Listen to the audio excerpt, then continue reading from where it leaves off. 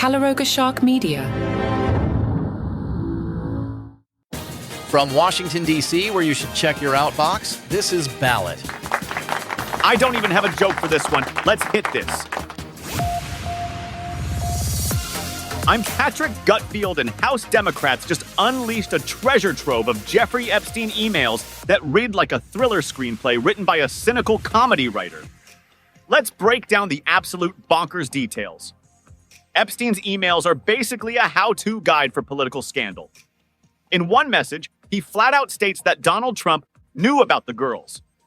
Which is lawyer speak for, this is going to be a very uncomfortable conversation. We're talking about emails that suggest a very senior political official who likes to sue people spent hours at Epstein's house with one of his victims. Hours, not minutes, not a quick hello, hours.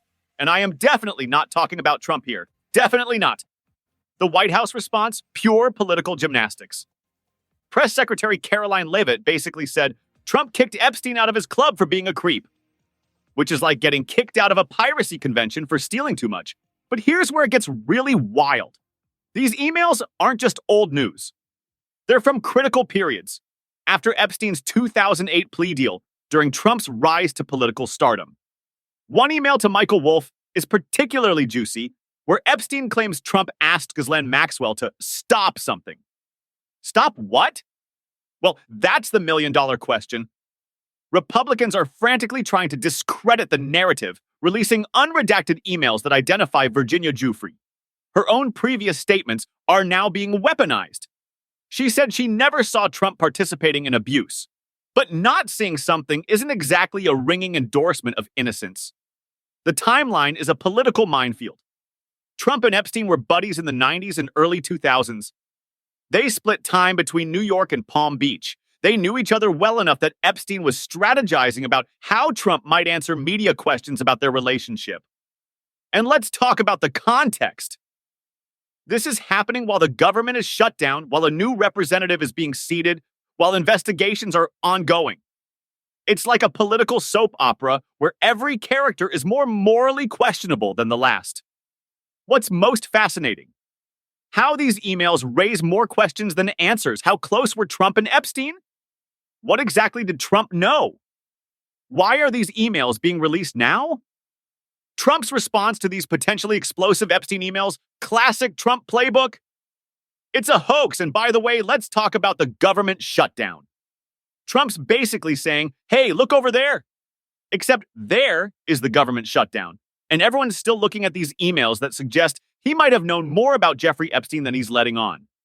The president's calling this the Epstein hoax, which is a bold move for someone who's been named in multiple emails discussing his relationship with a convicted sex offender. It's like calling a parking ticket a vehicular conspiracy. And the kickers, he's telling Republicans to focus on opening up our country, which sounds like a motivational poster written by someone who's never worked in government. Because apparently, complex legal and ethical questions can just be wished away by pure patriotic willpower. This is peak political misdirection. When in doubt, blame the Democrats, mention the shutdown, and hope nobody looks too closely at the actual documents.